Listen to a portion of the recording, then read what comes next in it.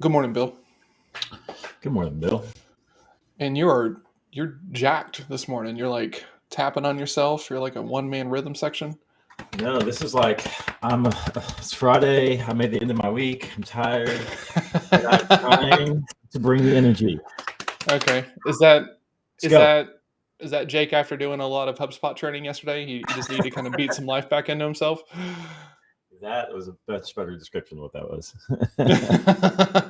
Okay. Yeah, I was teeth gritting through some like just it wasn't. It's not even HubSpot.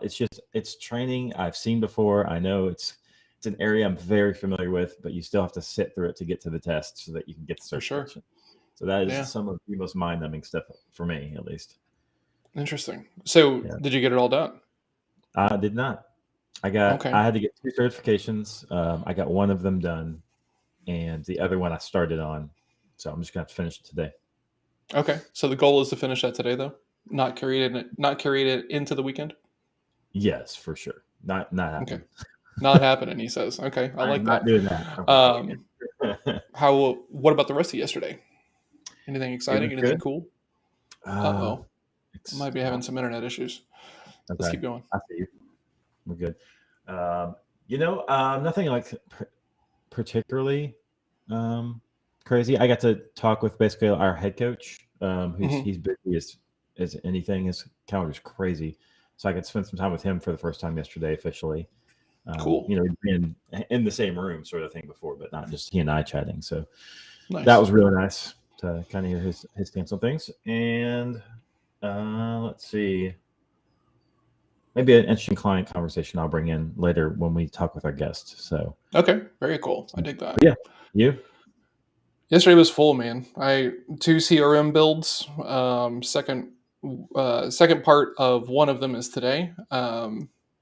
Very very full day. Some good networking at the end of it, and um, yeah, that's it. Sales practice lab was excellent. We spent time talking about mental health and sales, and Hmm. we have people in Sherpa Slack who are ADHD and they use it as salespeople, right? So like, how do you get it done when you have those kinds of things going on? So we talked a lot about that yesterday. It was very cool. And then yeah, just lots of work. Did my 30 minutes of movement. Went for a walk with the kiddo, which was awesome. We got to listen to some music together, and I did my outreach. So for today, I just need to do some outreach, 30 minutes of movement, and all the meetings and calls that are on the schedule for today, which Of course. one, two, three, four Zoom calls today. So nothing too crazy in wrap up mode. And I kind of overbooked myself this week, so I'm good. I'm happy it's a light day. That's good. I'm after lunch. I only have one actual meeting before I have two, but I have a large work block in the middle of my day, which I may take to do a little meditation just to Nice. cruise my way through Friday. So yeah, Good morning, Mike, Mr. morning, Regular. Mike. Let's bring Regular. our guest on. All right. Enough about you and me. We're Yeah. gonna be good. Yeah. Yeah. Let's bring on the guest. This is gonna be rad. All right, everybody. So this guy, we're just gonna bring him in because there's no way I'm gonna do this guy Good justice. morning. Good morning. I'm gonna put you in the big screen, sir. Hold on one second. Look at that. There you go. Now now he's large and in charge. Fantastic. Awesome. So tell everybody, please, who you are and what you do and what you're known on LinkedIn for. My name is Obaid Durrani. I'm a marketer, and right now I'm the head of organic social at KlientBoost. And currently, at the moment, I guess I would say that I'm known on LinkedIn for rapping about marketing and funny marketing skits. Well, I'd like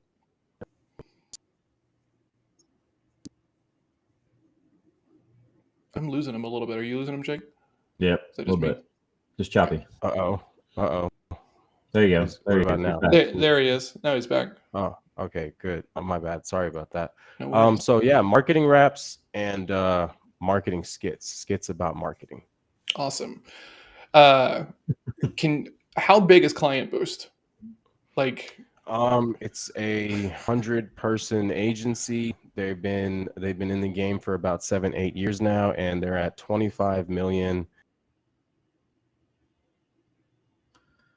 Yeah, so significant. Pretty good Yeah. size for an agency. Huge. Yeah, so it's pretty big. It's pretty big, pretty well known. I'm now running the company page, so I get tagged in a lot of like random articles and just like top 10 best marketing agencies in the world. KlientBoost, we're getting tagged in memes now and stuff. Like people make memes about us on Instagram. That's It's crazy. pretty crazy. It's like, wow, yeah. So I didn't realize all that. I didn't expect all that until it started pouring in. I was like, whoa, okay, that's cool. So, the thing that I find most interesting is I found you through your first rap video, right? The first one that you launched. I was blown away by it, and what I loved about it was then when you came out and you talked about why you did it. You were like, "Look, I Yeah, could have gone and written a blog post. I could have gone and interviewed yeah, 17 experts and drove a bunch of backlinks. Instead, yeah, yeah, I just decided to try this instead, yeah, and it yeah, worked. And yeah, your big thing is like it doesn't have to be boring, yeah, which totally, I absolutely. love. So how how does that how does that not look like you're just trying to do something different? Like, Hmm. I don't think I'm asking my Yeah, question very I well. see what Right? you're going. Like, Yeah, yeah, yeah. how do you know it's worth trying? I guess is really the question I'm going for. Well, it's kind of like there's not one specific tactic, I would say. It's more of what I was trying to accomplish and then the mindset that I was in at the time. At the time, one, I had just gotten fired from my job. So I was like, I don't have anything to lose, whatever. And I was applying. So after I got fired, it was like the beginning of March. And then like I spent a few weeks sulking around and then applying for jobs and stuff. And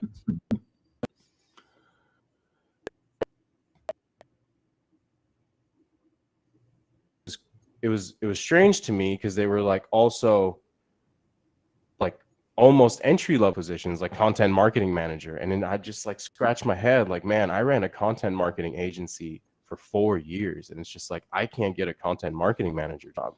So then like in the beginning of April, after that, like that one month of just trying to apply to jobs the normal way, in the beginning of April, I was like, all right, like the reason that no one is like paying me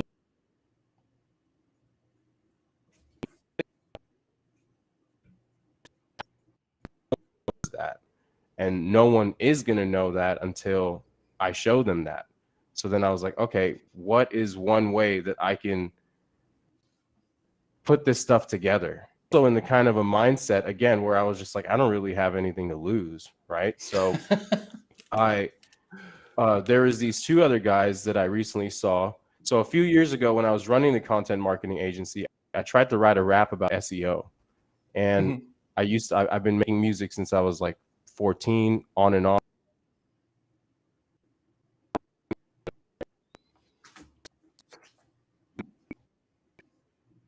One little bubble at the time. Is it like choppy still? Yeah, it's still really Uh-oh. choppy. So like you'll kind of come in and it'll be great, and then it'll kind of drop off.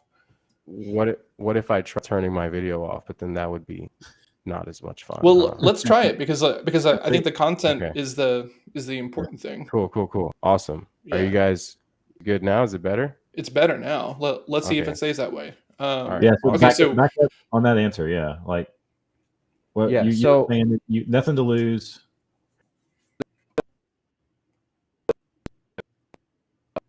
man, it's still choppy. Yeah. Bummer. whoops. Let me see. Let me try one thing. Hold on. Okay, Maybe I'll get Sorry back. about that, guys. we're gonna check some comments while Obed Yeah. is doing some troubleshooting here. Good morning to Michelle. Michelle, I need to send you a link to his videos. They're awesome. They're really Thanks, good. Larry. Good morning, Dylan. How are you, sir?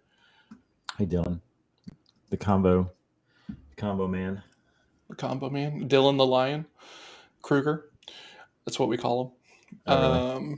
Yeah, absolutely. Because there's lions in South Africa, and according to a good friend of mine, AJ, they're real lions, not fake lions They're real? like most everybody else has. This is the conversations we have in Sherpa Slack. So I'm not surprised.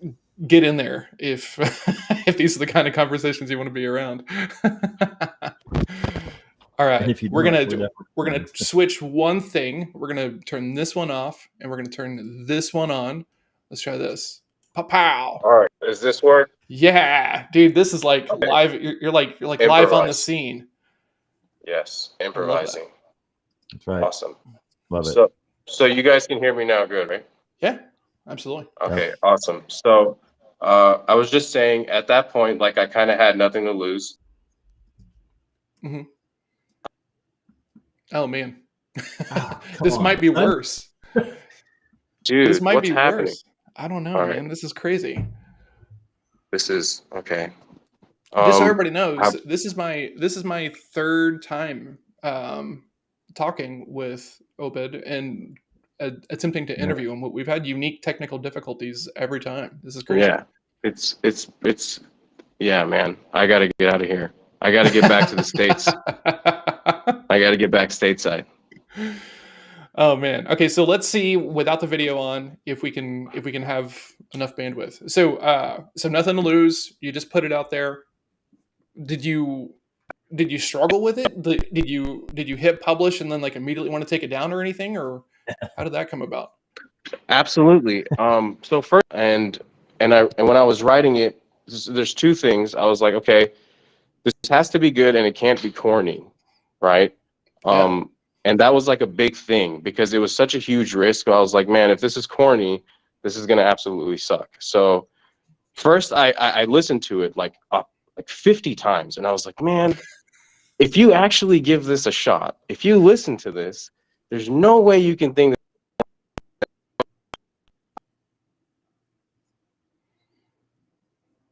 Oh man, Jesus. this is frustrating. This is I don't this know. is And frustrating. I have great internet. It's like 100 Mbps. I don't know what's happening. Interesting. Do you want to try to like turn it off and turn it on again, like old school IT crowd? I can. Yeah. Give me a second. Give me a All right, second. cool. Yeah, we'll be here. We'll be here. Yeah, we'll be here. I'm gonna put you backstage for while we're figuring that out. Cool. Maybe we can pull up one of his pieces to share. Yeah, Let's see if I- you got that? almost. Let's see. Almost. Is there one in particular that we should share? Because I'm on his page. Great question. Let's see. Let's go to his activity. Because the first one I saw was also his first rap. I think you and I saw that about the first time. We're like, dude, this guy is killing it. Yeah, absolutely. We were both very, very excited. Yeah, so let's just go with the first one. I'm scrolling. I'm looking for it. It's on his feed here. It was like what, April-ish was about when it came out. Yeah, I think so. God, we're in August, guys. Like, can you believe that? August? Oh, gross. Absolutely. We'll tell you what. I've got one right here about content marketers. So let's look at that one. Let's see. All right, I'm gonna share screen. Let's add this in. For those of you watching, this is the funness of doing these things live. Yeah. No edits. We're doing it live.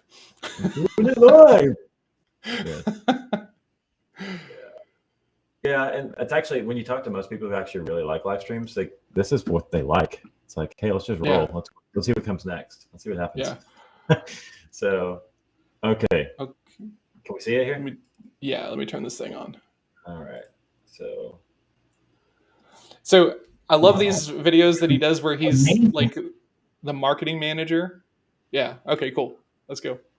We have to create amazing content for our audience. Yeah. Mm-hmm. We need to understand their interests, the way they behave online, and create content that inspires them. Right. But how? So I'm writing this blog post. We need to be active on social. Yeah. We need to relate to our audience and create amazing content. Right, content. There's so much stuff there. People don't just want information. They want to be entertained as well. Right. But how? So when you're writing your blog post, come on. Our content marketing has to educate our market. All of it. And guide them to take action. Okay, sure. We need to move beyond the regular way of doing things. I mean, just look at B2C, yeah? Right, of course. We have to start creating a community around our brand. But how? That's why when I'm writing my blog post, come on, no way, you gotta be kidding me. When it comes to creating good content, you want to provide unique perspectives and come from interesting angles. Okay, but how? You want to keep your audience engaged and coming back for more. That's what you want. Yes, but how? So when you're editing your blog post, bro, no, what? So obviously the lesson we've learned here is blogging is still, the bee's knees.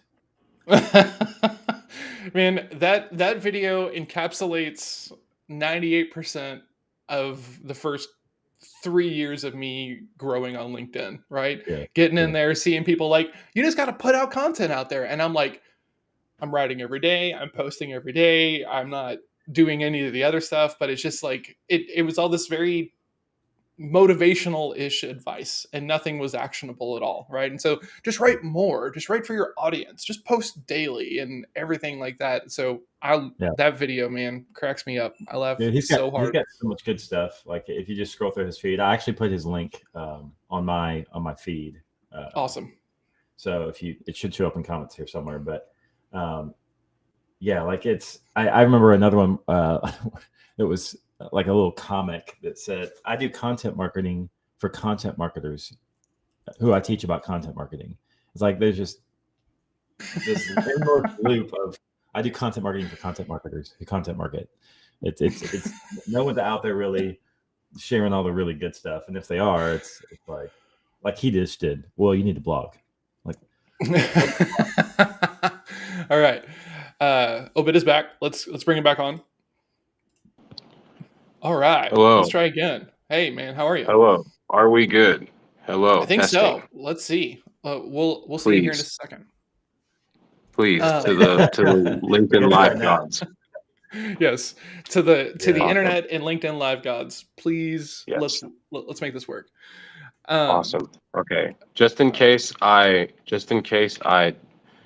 flop out again, I sent you a link on Slack to one of the songs. Just so you can pull that up in case I, fall out again. But okay, so just so I can wrap up what I was saying is so like one thing is I always feel like, okay, you have to be your biggest fan, but you also have to be like your biggest critic, right? Otherwise, you're kind of just always gassing yourself up like, oh, I'm the best, I'm the best, I'm the best. When like you have to also know what you don't know, and you have to realize like, if you want to be the best, there's nothing wrong with that, but you have to realize where you currently stand, and you have to know what lies ahead in order for you to be the best, and then do those things, right? So like, just to sum it up, I've always tried to be like my biggest fan, to encourage myself and to, overcome low confidence and imposter syndrome and stuff. But I've always been like my biggest critic to keep myself grounded, so I don't like get too full of myself or something, or I get cocky or I get something like that. So I'm trying to write this stuff. There was two other guys, Raj, he goes by Raj Nation, and his name is Raj Nathan on LinkedIn, and then Ding Zhang. So they're in the sales side of things. And I tried to write that SEO rap a few years ago. I chickened out because I was like, oh no, I can't do this. Right. So I chickened out, didn't write it. And LinkedIn this year, I saw Raj made a cover song of Stan by Eminem. Oh, wow. And it was insane because he was writing. So he was writing, he was a sales dude writing cold emails, cold letters to a prospect. And so he was the Stan of a prospect, and he made like a music video for it. And like, that's strong. Like every single thing he says, it's to the lines of like the actual song. So it's like, it's really good. So I was just like, okay, wow. And I thought back to my SEO rap, and I was like, yeah, no, this is how you do it. And I was like, this is dope. And then then I saw Ding, and he did something called the elevator pitch, and he made a music video where it's like a 30-45 second video where a dude gets into the elevator with him, and then he just starts rapping his pitch to him. And I was like, okay, wow. I was like, this is sick. So then I thought like, but these guys are all on the sales side. Like they're all in the sales industry. And I don't know if we have anyone on the marketing side doing this. So I was like, all right, and this was like the beginning of April. So I was like, all right, that's my cue. Like that's what I'm going to do. So then I took Joyner Lucas and Eminem's song, Lucky You. And I took the first verse where it's Joyner Lucas's verse, and I just did his verse, but I wrote like marketing lyrics to it. And then so I did that. I recorded it. I recorded myself.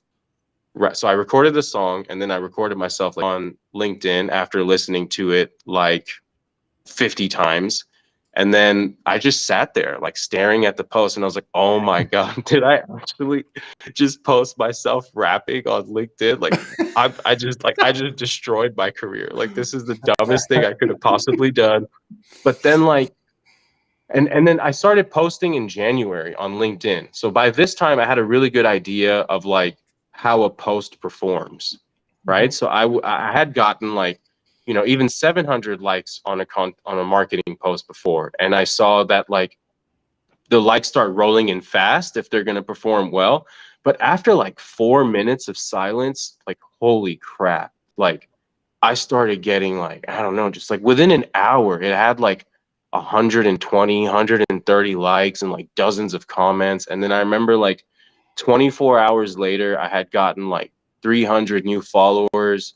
I got a ton of DMs, people talking about put it on Spotify, and I'm just like, whoa, what the hell just happened? Like, holy crap, that was dope. And then so I've always talked about how like marketing is just like about creating memorable experiences. And it's just a while ago, like when my reality as a content marketer came crashing down, I realized like before that I had realized like, no one really was defining what it means to make good content.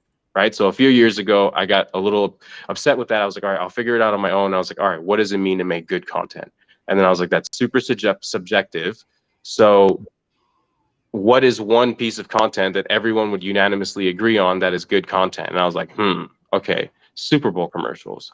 And I was like, all right, why are Super Bowl commercials good content? What makes them good? Why does everyone like them? And I was like, all right, they're usually like funny or like have some kind of emotional pull or something, so they're entertaining. And they usually show you something you didn't know exists, like a product or like a new variation of a product or something. So they're insightful, like they show you something or teach you something real quick. And then they're always like the creative concepts, right? It's not just a standard commercial, it's always something like creative and catchy. So I was like, all right, so it's interesting. So I was like, all right, back up, entertaining, interesting, insightful. And I was like, all right, that's what it is. Like that's what good content means. I don't care, it's entertaining, insightful, and interesting. So then I've always just tried to do that. And before it was like animated explainer videos, I'd make animated explainer videos. And then now it was the marketing raps. And then a few, like a little bit time after that is when I started doing like the marketing skits.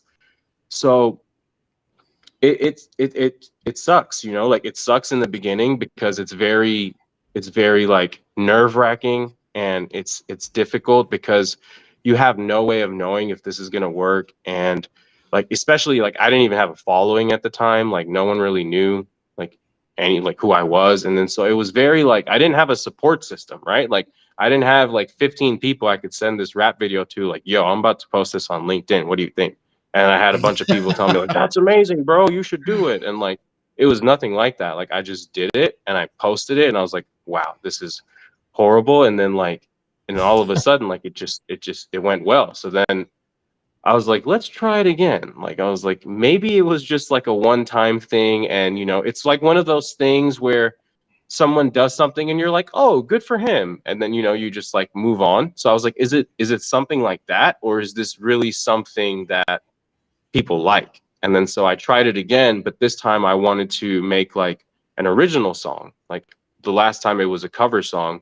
So this time I just got like a beat off YouTube, you know, like producers and DJs, they make beats and then they upload them. You can buy them and stuff. So I got a beat off YouTube. This one was like a really dope beat. And then so I wrote to it, and yeah, that one did even better than the other one. That one did even better than the first one. And then so I kind of just turned it into a thing. I've done like 6 songs now. And then since a bunch of people were like, at first I thought, you know, the Spotify thing was a joke. Someone was like, hey, upload it on Spotify. And I was like, haha, sure, I will. I'll do that. And then like the 3rd person, the 4th person, the 10th person, I was like, wait, okay, they're not joking. Okay, all right. So then I figured you can't, like, I didn't know this, but you can't upload to Spotify directly. Like songs, you have to go through like a 3rd-party distributor. So I spent a few weeks like figuring that out, finding like the best tools. Then I finally did it. And then I was like, all right, let's make an album.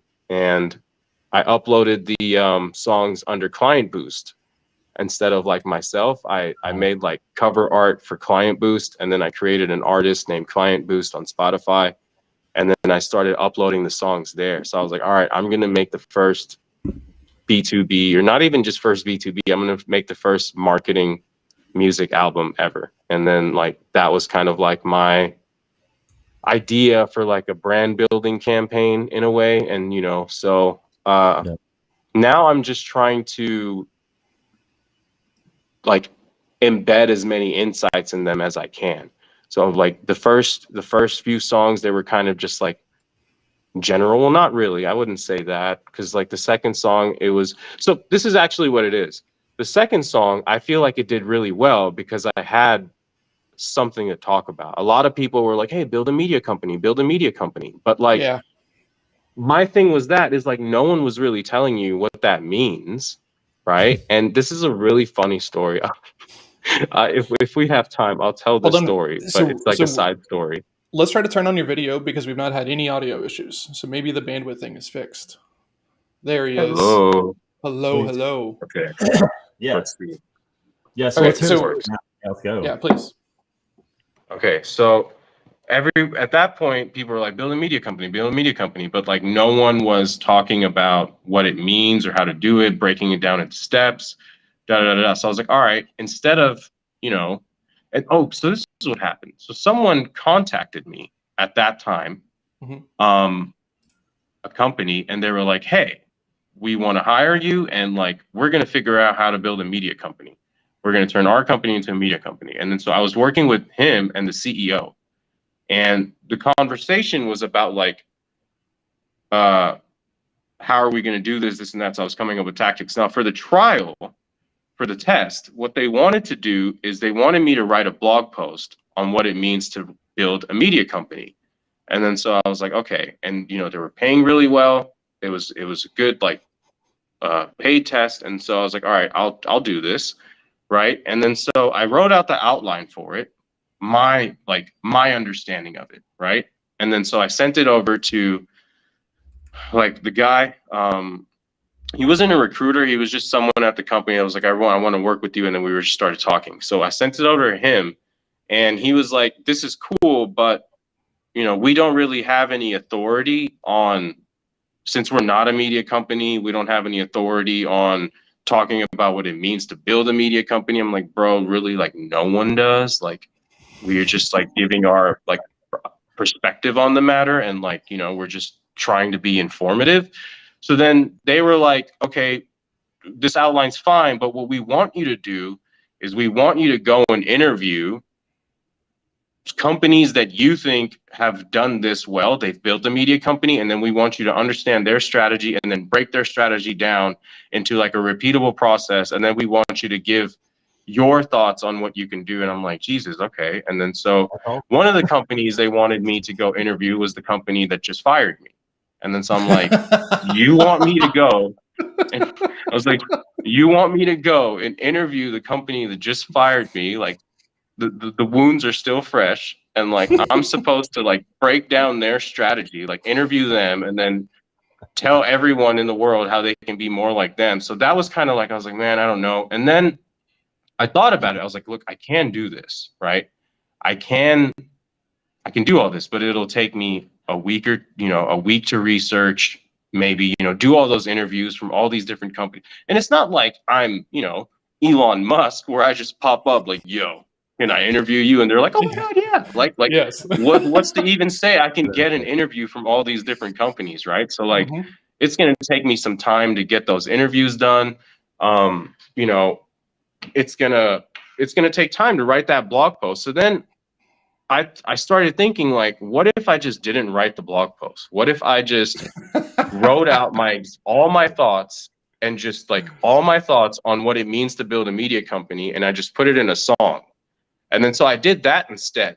And when I did that, and then I posted that song, and it's like so far the best performing song, that's when I realized, like, as an individual content creator, I should be focused on higher payoff for lower effort, right? Because like opportunity cost, right? Let's say there's two timelines, and there's one Obaid that did the blog post, and then there's the Obaid that did the song. It's just like, so the Obaid that did the blog post, he probably waited for like weeks for that blog post to index, and you got to build backlinks and distribute it and promote it and this and that. Whereas the Obaid that published the song, within 24 hours, he has 250 new followers, more DMs, more comments, all this stuff. So that's when I realized, like, okay, I need to start creating, like, my system needs to be built around like less effort for higher payoff, not in terms of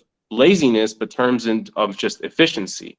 Like, what is the best way that I can be using my time, right? Is it to create a blog? Now, I'm good at writing a blog post, and I've trained a lot of blog post writers, and I've ranked hundreds of blog posts, but I don't enjoy it anymore, right? And that may be because of like the extensive work that goes into it. I don't know. But yeah, so I felt like that's when I came across the notion of just higher effort for lower payoff. And I started thinking of more ways I could do that. So even my like LinkedIn post, my text posts, like, they'll take me some time to write. They'll take me like 30, 45 minutes, because there are times where I used to just post something silly. I'll be like, oh yeah, we got a laughing emoji, man. But then I kind of like also, I drew away from that as well. And yeah, that's pretty much just it with like the marketing songs, the marketing raps. And as far as that goes, now I'm just trying to just find really good topics, right? Like, find really good topics that I could write about, that I could sort of like, because I feel like the more I know about something, the better I can write about it. Like, did you see the song I did with Emily, where it was about like podcasting? Not yet. So we did this song, Emily Brady from Sweetfish Media. It's a podcasting company. Media. Yeah. Right. So like Emily from Sweetfish reached out. She was like, hey, you want to collab on a song? And I was like, heck yeah. And she was like, oh, it turns out she can sing like really, really well. So then she sent me she played a tune on the piano, and she sang over it. And then for the longest time I was trying to like loop her piano so I could rap over the piano tune, but like it just wasn't working. And so then I eventually like found a beat, and I sang her chorus over the beat, and I was like, that fits perfectly. Holy crap. And then so I messaged her, and I was like, yo, I have this beat, it fits perfectly, check it out. And then so she recorded a couple of different versions of her chorus over the beat, and then there was one that was just like, boom, that's it. And then so we grabbed that one, and I had been trying to write to this for weeks, but like I just couldn't figure it out. And then Emily, I told her, she wrote a bunch of rap lyrics, and she sent them to me. And that kind of gave me like an idea of, from her mind, like an expert that really knows about this stuff, what is the stuff that she's talking about in her lyrics? Like, what is she trying to bring attention to? Because that's the insightful stuff. That's the important stuff. Yeah. So like her lyrics, I kind of learned from there, like, what is she trying to place significance on, right? And then so I kind of just wrote about that, and then it turned out really, really well. And that song did pretty well. So it's pretty cool. And then yeah, for sure. Okay. For sure, so yeah. when you showed up with the music video for the client talking about the media company, were they Yeah. like, yeah, but we wanted a blog post? Oh no, I didn't make it for them. I just told them I don't want to do Okay. this. And Oh, yeah, Okay. I was like, yeah, I don't want to do this. And it's a funny story. So okay, so never mind. I'll tell you the story later. I don't know if I should Okay. tell it on LinkedIn Live, Totally fine. but Totally I'll tell fine. you the story That's later. completely fair. Yeah. So uh, when my Well, you know questions have what? I will questions tell the story. at the You know what? oh Screw it. damn, we're getting an I'm gonna exclusive. tell the story. Yeah, I'm gonna tell spit the story. fire, Okay. Obaid.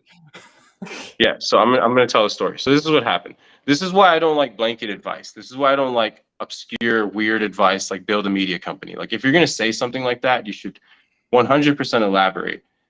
Because then what happens is Abed ends up in an interview with Pay Blaya, convincing him that he should create a series like Boss Baby, but for CXL, right? Mhm. And if you know Pep, right, No he's pep. not Yeah. like he's not a jokester, right? Like he's a very nice guy. He's a very good dope guy. But this is where Serious. the conversation led to, right? Like me and Pep were talking, and we're like, so what does it mean to build a media company and this and that? And my just completely lost, I'm like lost right now because I have no idea what it means, right? Like no one knows what it means. So I'm literally talking to Pep and I go, and this is crazy. Like you have to remember, this is Pep that I'm talking to, right? Yeah, And Pep Lodger. Yeah.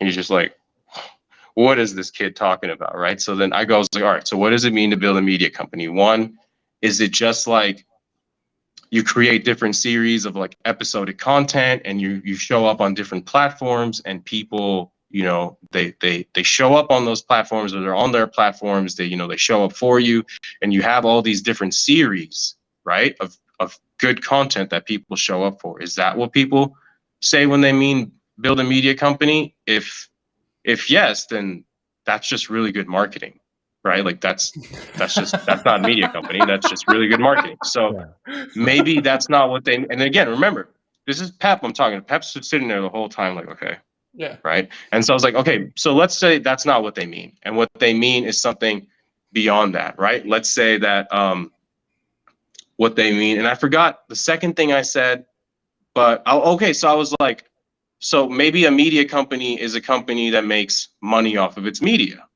And I was like, in that case, CXL is already a media company. You guys make courses and you guys sell those courses. Boom, you're a media company. So I was like, okay, maybe that's not what they mean then.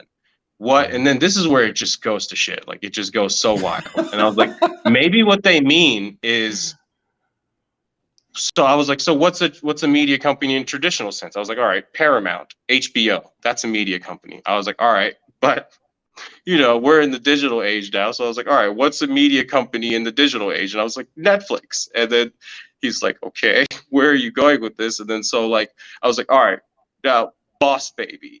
And then I was like, Boss Baby is a show, like a kid's show, and it's focused on like this little baby who's a CEO.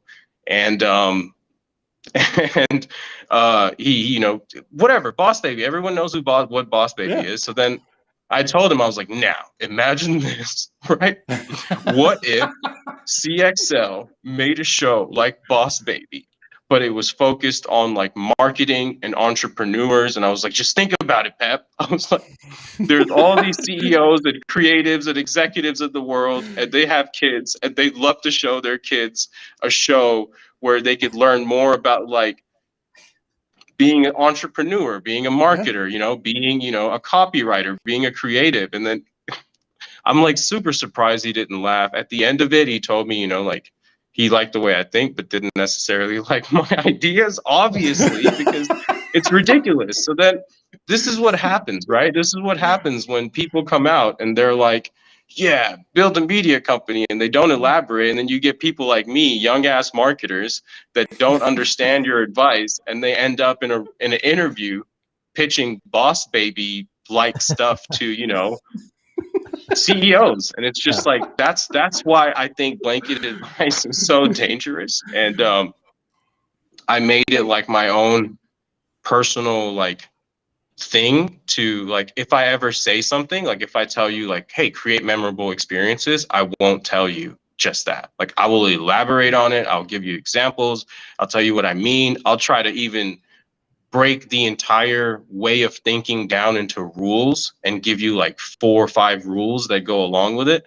So yeah, I think blanket advice is dangerous. And hi Pep, if you're watching this. I imagine Pep Laja is probably not up with us watching the show. Yeah, So hopefully not. when you walked in and you were like, "Hey, I have this idea. Like we should do Boss Baby, but around like content marketing and doing it the right way and everything." Were you? This is gonna sound like a terrible question. Were you expecting that it was gonna land? Hell yeah. I thought he was gonna be like, this kid's got it. This kid knows what he's doing. Hell yeah. And that's so like, but no, he was quiet the whole time. I'm like, damn, okay. And then Are so you? like, Do you yeah, do you like lose steam in the middle of the pitch, or like do you heck just like yeah. hard Yeah, sell it the yeah. whole time? Yeah, no, I was just because you look back at him and he's just like just staring, right? And then so like, but I mean, at the end of it, he told me, you know, like he was like, I don't really know about all the ideas per se, but I like the way you think. And then, you know, like that was cool, right? So yeah, that was it. That was my experience with trying to apply advice that I had no idea So you said, the meaning of. yeah, you said you take a lot longer now to write content, to produce content, to like you've said a couple times, like create memorable experiences. What's your filter for that? Like, how do you know this is something that's going to be worthwhile? I should go with this idea. If it's like, so a lot of my stuff, I guess, is just like, I don't talk about, like, I only talk about like things I feel like I know, right? Like What? things that I have experience in, Oh, weird. right? Weird. Like, so like if I don't have like a really unique angle, like a unique perspective or like something interesting to say about that thing, one, I don't really talk about it, right? So like, and then two, like I always, whenever I write my post, it's always like, okay, if I was John, right? If I was Small Mountain and I was reading Oh this as man, Small Mountain, like, please write right? me a rap, What, bro. Please, right? So I was, if you want to do adapted growth, Boss Baby, like man, we can make that happen. yes, I mean, if yes, it, I'm willing to like. This sounds weird, but at this point, I have no idea what is going to work and what people will enjoy. So like, I'm willing to yeah, do anything as long as it is, dude, helping people. I'm not Uh, letting that Boss Baby idea go. I still Man, think it's dope. I hope you don't, I right? And still think I it'll hope work. I hope it kills, and then Pep is like, man, I should have done that. I should have yeah. done that. Yeah, hopefully. No, but yeah, I'm not letting that idea go. I still think that's a dope one. But unfortunately, it's going to cost millions of dollars, and I don't know if anyone wants to invest that.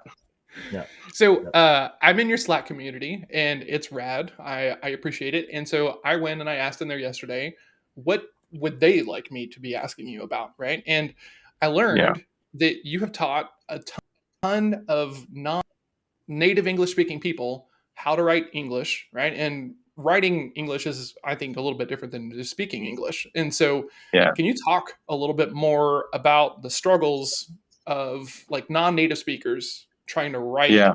English for like content and SEO and stuff?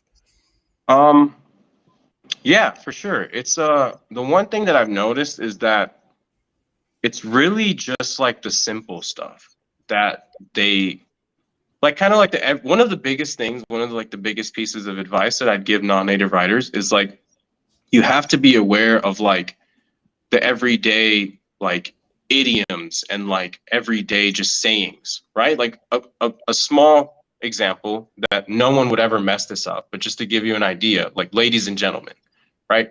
No one says gentlemen and ladies, right? Because like ladies and gentlemen, it's just like, it's natural. It just comes to you. So if someone comes up and says like, hey, gentlemen and ladies, like, it's like, it's automatically like strange because it's like no one does that. So like there's things like this that, not that specifically because that's, you know, no one makes that mistake, but there are mistakes like this where it's kind of like a telltale sign of like, oh, it's a non-native writer or something. So what I would always do is I'd look out for those things. And I guess one thing I can do is I've created some resources before. So I created like a Google Doc on like nuances just like this, like little nuances to avoid.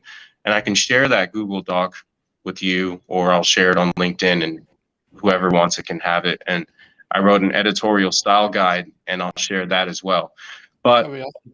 it's things like this. It's things like questions and statements. For example, like you know, how the world will end, right? That's a statement, right? Like you're explaining like, hey, this is how the world will end. But then they'll put a question mark at the end. So it's like how the world will end, you know, and it's just like, so then it's just like, okay, it's not, first I used to think it was like how and what based questions, right? If it's a how based question, then it's a statement. But if it's a what based thing, then it's a question. But that's not necessarily true.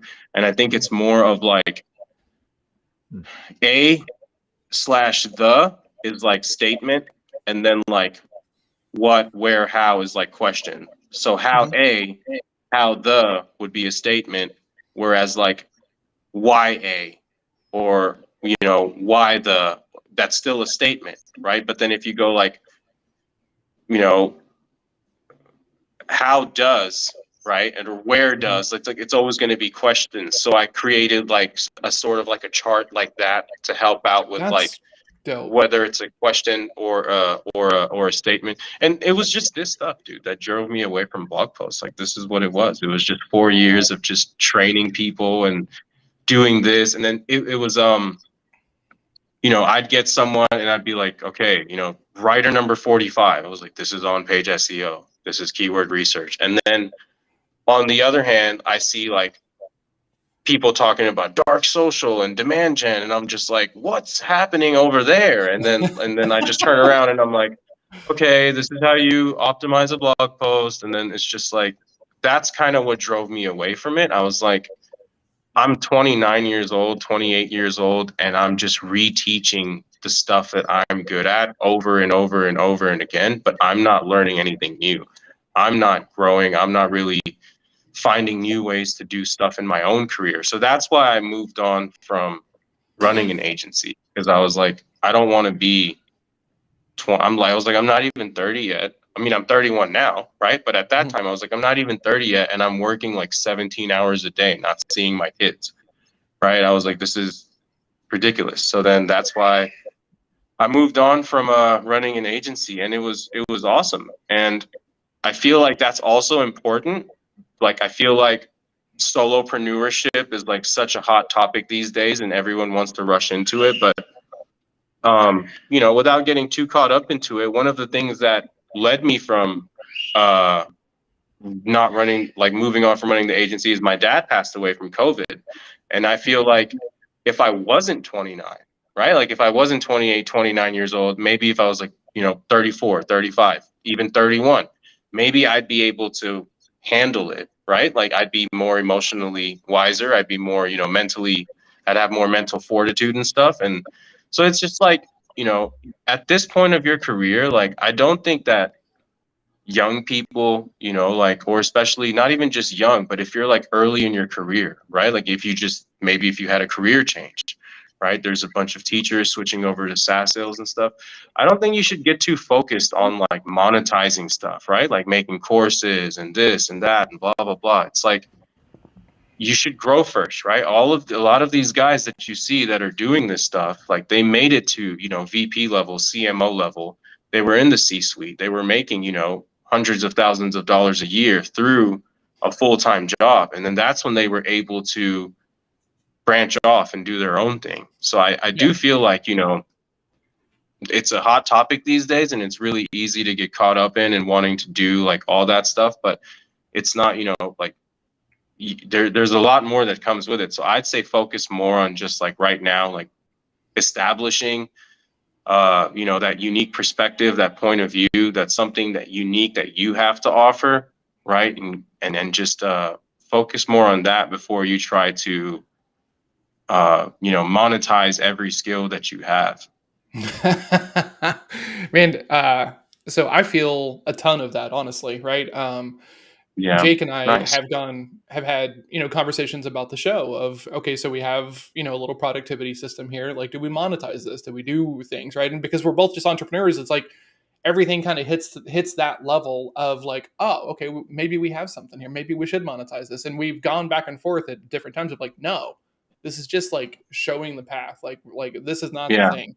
And there's a fight there. I think when you've been in the entrepreneurial realm too long of just like, oh, I can monetize. Yeah, but do you want to? Yeah. Like Yeah. after playing poker full time back in like 2006, like poker's different for me now. Like I don't enjoy it the same Nice. way anymore. And like it can ruin something you love. So you need to be, in my Yeah. opinion, careful about it. And I love the thing that you said there because go build your skill set in an organization. Because if you think writing content and creating content is difficult, like while you're working for someone else, imagine when it's like tied to your livelihood.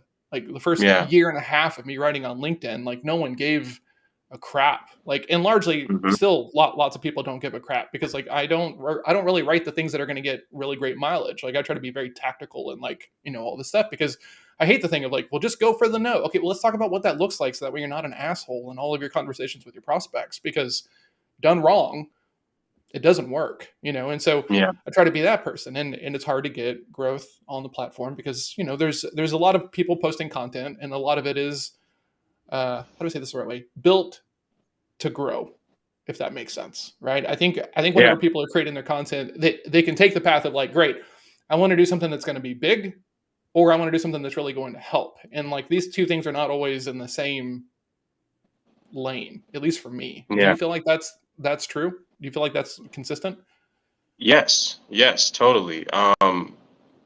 Like I sometimes I get caught up in it, like, oh, what's a course I could make? What's a this I could make? But then it's just like, I could make a course about writing a blog post, right? But it's just like, am I doing that because I like the idea of people just popping up and paying me $100 every single day and I just see the money rolling in? Or am I doing that because I feel like, nah, this is some unique, crazy stuff that everyone needs to know? And Yeah. I don't feel that way about that, but I do feel that way about this marketing raps and this marketing skits. And I feel like if once I eventually do this and I get better at it, my thing is always to go back and like reverse engineer what I did and try to turn it into a system, try to turn it into rules. So maybe Yeah. one day I'll get to a point where I can go back and systematize all of this, right? Like creating content that is entertaining, insightful, and interesting. Like maybe I'll create an entire framework that anyone can do this and it'll be a hit every time. Like, yeah, that sounds insane. Like that sounds highly impossible, right? But who knows? Like maybe I'll be able to figure that out. And that's something that I'd like to systematize or monetize because I Yeah. feel like, okay, this is a good exchange in value, right? Like Mhm. you're not just paying me and I'm not just seeing like, these notifications coming in like, oh, $100 on Gumroad, $100 on Gumroad, right? And I'm just sitting back chilling. Like I know when I'm getting those notifications, it's actually going to make like a massive difference in someone's life. Like they're actually going to Yeah. level up or they're going to do some crazy stuff or they're going to, take huge leaps and bounds in their career. So when it's like, when I feel confident enough that something is that impactful, something can be that impactful and it's that unique to where only I can offer that kind of information. And you can't just go to YouTube and just watch this stuff and learn it from Yeah. YouTube. You can't just go to blog posts and get that information from there. That's when I'll create a course. That's the course that I'll create. I love that. Dylan put a little comment in here. Somewhere, someone that sells a course on how to monetize your skill is dying a painful death, which is true. Which Yeah. is true. The marketing bros and the gurus are out there like dying a little bit inside because I love that thing because what I'm hearing you talk about is like there's a difference between your strategy and the tactics you use to get that strategy out, right? And so Mhm. I think there's too many people trying to force like strategic advice in the form of tactics. right? And and these Yes. are different things, right? So like write a blog Exactly. post, and here's how you write a blog post, right? Hmm. And you're just talking about trying to how to like engineer like the good outcome of the post, right? And this gets in my way all the time because like I have a course around selling and I know that it could be better, so I don't push it. I don't really talk about it. It comes as part of packages that I sell and everything. And so I feel everything you're talking about of like I don't want to push something just because it's there and I've built it. I want to push something that's going to like actually help people, because the Yeah. goal for me is that the course should replace me as a one-to-one coach, right? So if they're Totally. not at that level, it's not at the level of success that it needs to be, and therefore Yeah. has room to be improved. So yeah, Yeah. man, so much there. Totally. All right. So for everybody who's watching, do you guys have any questions for Obed about content, rapping, what his calendar looks like if you want him to come rap with you, because that would be dope. And yeah, any other questions, writing content? And Bill, do you have any questions, Obed? Gosh, No, I have one question. What's the, why do you guys go Morning Bill? Morning Bill. Morning, Morning Bill. Bill. Yeah. I So, love that. But what does Bill stand for?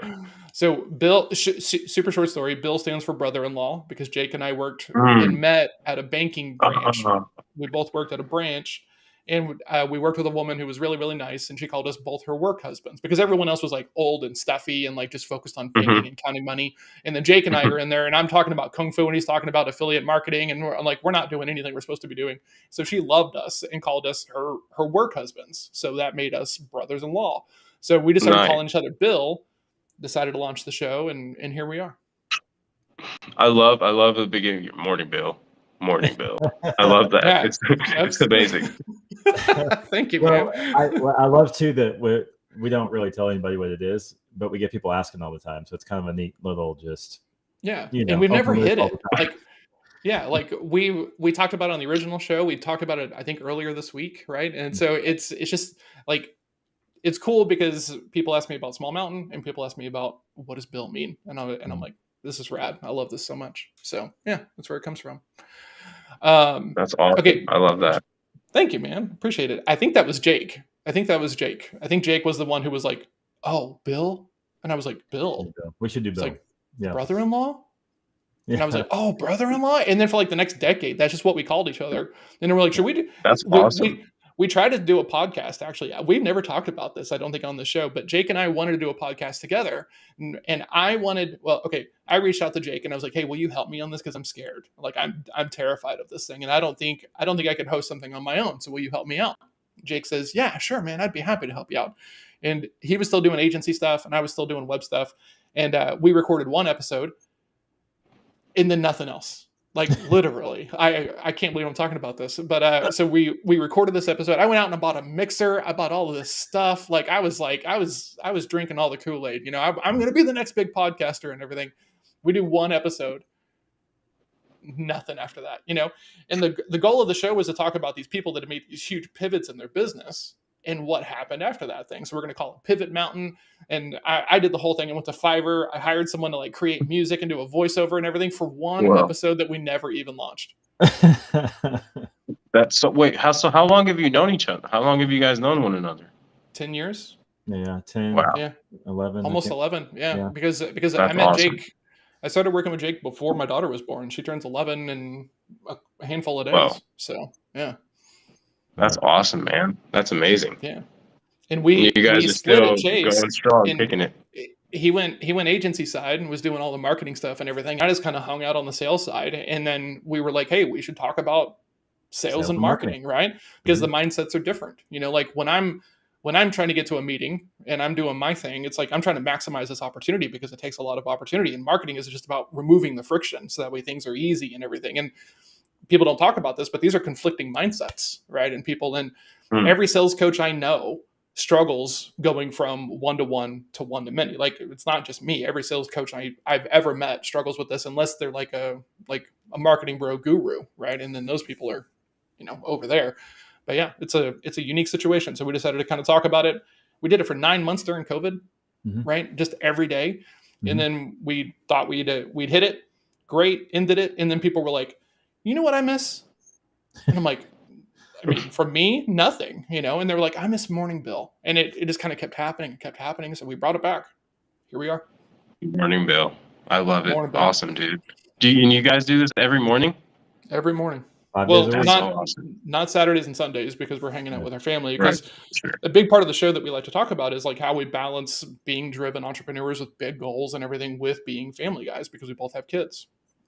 Yeah. So, yeah. Yeah, no, I saw the last episode, Jake, where you were talking about having 2 meaningful engagements with each kid per day. And I thought that was really dope. I Yeah. thought about it for a second and I'm like, he's right. And I was like, you know what I mean? And then like, because I see my kids all the time, but then what you were talking about, like meaningful engagements, like sometimes I'll just ask my daughter, like at nighttime, like, you know, like, how do you feel in your heart? And then like, she just starts like, oh, when I was 3, like this, I'm like, what? You know? So like, I was like, okay. So like, I try to do that as much as I can and stuff. So I thought that was really awesome. That was good advice. Hearing that yesterday, my 30 minutes of like movement yesterday, because I'm trying to do at least 30 minutes because I'll just sit here at the desk and work, was taking my daughter for a walk, right? So we're walking around Texas. It's 100 degrees. We're both sweating and listening to music together and just kind of chatting and stuff. Rad. So nice, right? And Okay. it's just easy to take it for granted because, you know, goals and we all want to be huge and, you know, have these big profitable businesses and have impact. And, you know, you got to have impact at home because work expands the fill of the time allotted, right? Absolutely. Totally. Always. Totally. Yeah. Man, this was rad, dude. Thank you so much for coming on. I appreciate it. For sure. Thank you guys for inviting me. We might do a rap, honestly, because I have some Let's cool things that I think would be dope in a rap song. Let's do it. Right? So we'll talk about it and see. I'm gonna throw in some some kung fu punchlines. Please do. All right, we'll have to go deep on some kung fu stuff so that way you can write about it. But yeah, man, I'm down. And I'll even do the rap because people don't know this, but I love memorizing rap lyrics because it helps me with my speech impediment and my stutter. So I can do the Joyner Lucas song. I can do Rap God. I can do all these things, right? So if we write it, I can do it. Dude, can you make a cover? Can you like cover my cover song? Oh, just start with that. Maybe. Like drop a video today. So today? No, not today. Absolutely just not. lip sync it. I'll send you the lyrics, and you just you play the song on Spotify and just lip sync it and record it. Yeah, I could do that. Yeah, I could do that awesome. for sure. Sick, dude. Love it. I love to hear that. I remember the first time we spoke, you were wearing a Wu-Tang t-shirt. Oh yeah, Wu-Tang I'm all about t-shirt. Yeah, Wu-Tang Clan. You got to protect that neck for sure. Right. But I'm eclectic, right? So today I'm wearing a Bowie shirt. My music taste is wide ranging. We've only really talked about the hip hop side of things in our conversation. Same, yeah. So same, yeah. So okay, so you're kind of done for the day, right? Because it's what 6:30 there. No, I gotta get started. It's 6:30, but I start work at 9:30, and then I'm gonna work until 5:30 a.m. and then I'll play some games or something, and then I'll go to sleep at like 7 a.m. Okay. And then wake back up at like 2 p.m., 2:30 p.m. Mm-hmm. Dang, that's crazy. So it's fun. It's fun being a night owl. Yeah. Does your family kind of run on like a semi-different schedule because your schedule is so different? Yes. My kids go to sleep at like 1 a.m. They wake up. And then also because my son is 2 and my daughter just turned 8. Well, my son's about to be 2. My daughter just turned 8. She's homeschooled. So we don't send her to school here. She's homeschooled. So her tutor doesn't come till like 3 p.m., 4 p.m. So like they'll stay up late and then, wake up late and stuff. And then, yeah, man, it's all just a mess. But I'm trying to, I'm moving back to the States soon. And it'll be good. Awesome. All right. So we got to go because we both have meetings to go do. So thanks to Obaid for coming and hanging out with us and sharing what it's really actually like to give actionable advice and not just a bunch of rah, let's do 0-click content. What does that mean? Oh, just content you consume in the feed as opposed to having to click off of it. Like, marketers ruin everything. So thanks to Mike Tao for hanging out with us, Mr. Regular, Dylan Kruger, Michelle. You guys are all awesome. And everybody on Team Replay. If you guys have questions for Obaid, put them in the chat. We want to make sure we get everything answered. So put it in there and might have to come back to it as a part 2. But thanks for hanging out with us, man. This was rad. I'm glad we got the internet figured out. Absolutely. Yeah, appreciate it, man. Appreciate it. Thanks, guys. Y'all have a great day. Cheers. Take it easy.